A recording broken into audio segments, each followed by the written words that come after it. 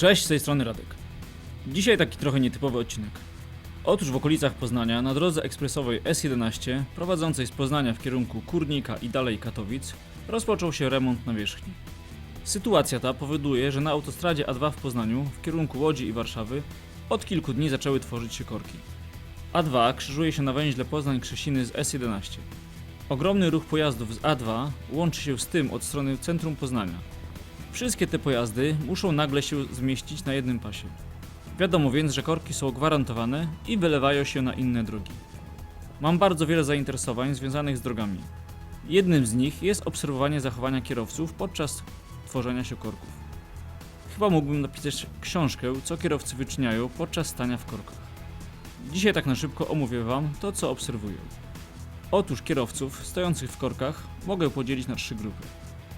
Pierwsza grupa, nazwijmy ją grupa A, to ci kierowcy, którzy widząc korek grzecznie ustawiają się na swoim pasie i powolutku czekają z innymi kierowcami na zjazd z drogi. Kierowca taki jest bardziej cierpliwy od innych, chce uniknąć niepotrzebnych nerwów i tym podobne. Grupa druga, czyli grupa B, to taka dość dziwna grupa. Otóż kierowcy ci jadą w korku pasem środkowym lub lewym i kilkaset metrów przed zjazdem zaczynają wykonywać kombinacje i przedziwne manewry. Chcą jak najszybciej wjechać na pas prawy, czyli ten, który prowadzi do zjazdu. Czekają, aż znajdzie się dobra dusza z grupy A, która tego kierowcę wpuści. Oczywiście w grupie A jest bardzo dużo dobrych dusz, więc przeważnie zawsze znajdzie się dla niego miejsce. Ale kierowcy z grupy B powodują bardzo często sytuacje, które skutkują tym, iż inni kierowcy muszą czekać i się denerwować. Popatrzmy teraz, co się dzieje. Prawy pas jest zajęty, lewy pas jedzie, a środkowy jest pusty. Czemu tak jest? Sytuację taką widzę bardzo często podczas korków. Otóż właśnie teraz kierowca z grupy B postanowił zmienić pas ze środkowego na prawy i czeka, aż ktoś go wpuści. Za kierowcą na pasie środkowym wszystko stanęło. Kierowcy za nim się denerwują, bo muszą czekać, aż ktoś z prawego pasa go wpuści. Sytuacja zła, która nie powinna się zdarzyć. Grupa trzecia, czyli grupa C, to ci kierowcy, którzy do samego końca jadą pasem środkowym lub lewym i na samym końcu po skosie przez wszystkie pasy wbijają się w korek i czekają, aż ktoś ich wpuści. A ty, do której grupy należysz? Poza tym, przeważnie zawsze jak są korki, to widzę sytuację, że pojazdy ciężarowe jadą trzecim, czyli lewym pasem.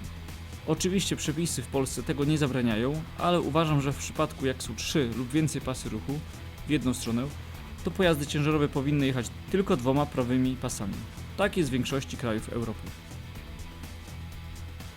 Kolejna sprawa, którą obserwuję, to zmienianie pasów przez kierowców.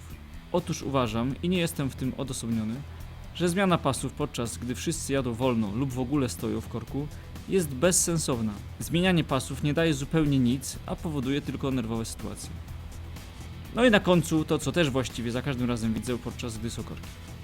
Zawsze znajdzie się ktoś, komu się bardziej śpieszy od innych i on musi jechać pasem awaryjnym.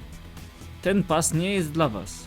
Jest to pas dla służby drogowej oraz pojazdów, które uległy awarii. Czasami, jeśli nie da się zrobić korytarza życia, to korzystają z niego też policja, straż i karetka pogotowia. Ale nie jest to pas dla zwykłych kierowców, którzy akurat jadą na przykład do szwagra na działkę. Dziękuję za uwagę. Jeśli spodobał Ci mój film, zasubskrybuj mój kanał, daj łapkę w górę oraz napisz komentarz, co Ci się podobało lub nie. Dzięki.